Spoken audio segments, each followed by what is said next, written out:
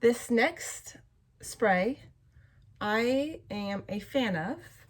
It's perfect if you have curly hair. I've already used this. I just added my little mermaid spray, little sticker, so I know what it is, and it's actually fairly easy to make. It's going to call for a few more ingredients than what you're used to in your DIYs, but that's okay. Now, one thing is, if you do have color in your hair, sea salt or Epsom salt, any types of salt, are known to strip your hair color.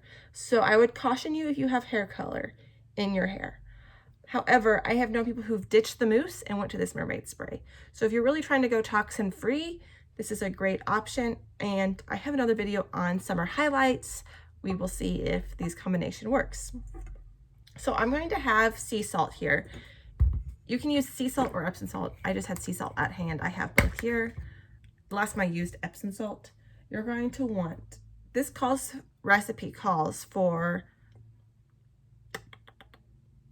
a fourth a cup. However, I use this so fast, I fourth the recipe, or not fourth it, I quadruple it, and use a cup of what I'm going to do. So I'm going to times everything by 4. So it calls for a tablespoon of sea salt. Instead, I'm going to do 2 tablespoons of sea salt or Epsom salt, whatever you have at hand. And I'm putting it in a metal bowl. I suggest a metal or glass. You can kind of see it here. I'll try to keep filling it up.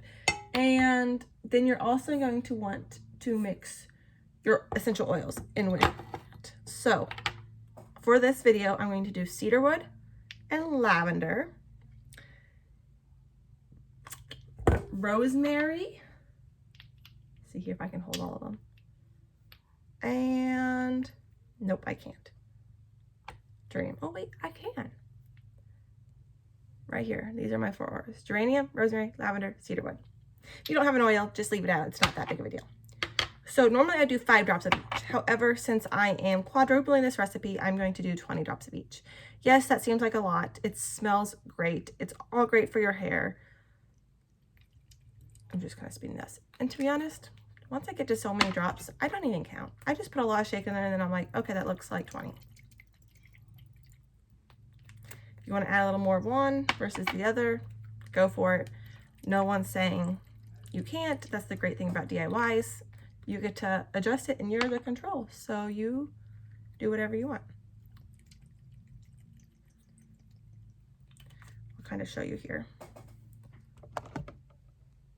what's going on. That's my little, you can kind of see the oil down in there. I'm going to now, I brought a fork, and I'm going to mix this. You can really mix it with your fingers if you want. It's really, again, no rhyme or reason. It's gonna kind of get choppy kind of thing, chunky, whatever you wanna. Just continue mixing it.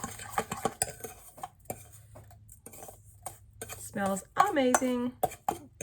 Next, I'm going to add jojoba oil. If you don't have jojoba oil, I suggest avocado oil. Almond oil should work. Also, jojoba oil is also great for supporting your skincare.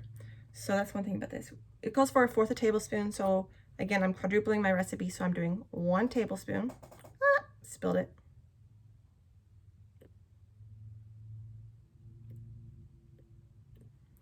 Now I'm mixing this with my sea salt or Epsom salt mixture and my essential oil mixture. Now, like I said, I'm going to take my fork and stir it again.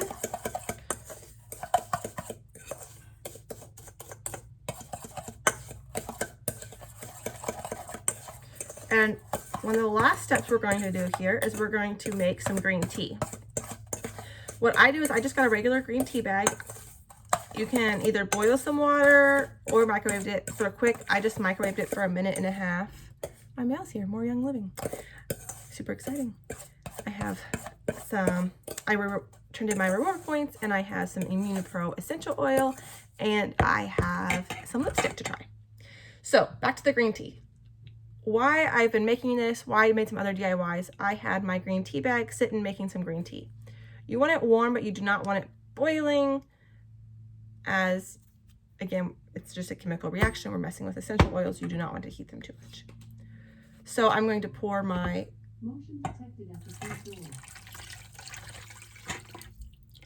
I'm going to pour my hot green tea, or warm green tea, I guess, into this mixture, and I'm going to continue stirring it. See here, I'll show you what it looks like. This is going to dissolve, or we mix the salt with the oils to make sure the oils really got incorporated into the salt.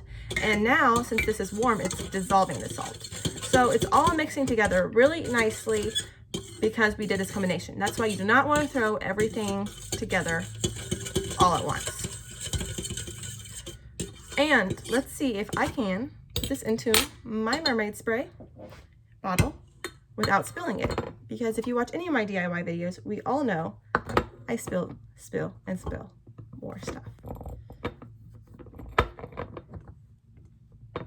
We're going to just slightly pour this into my mermaid spray. And voila! I'll do a little shake once I find my lid.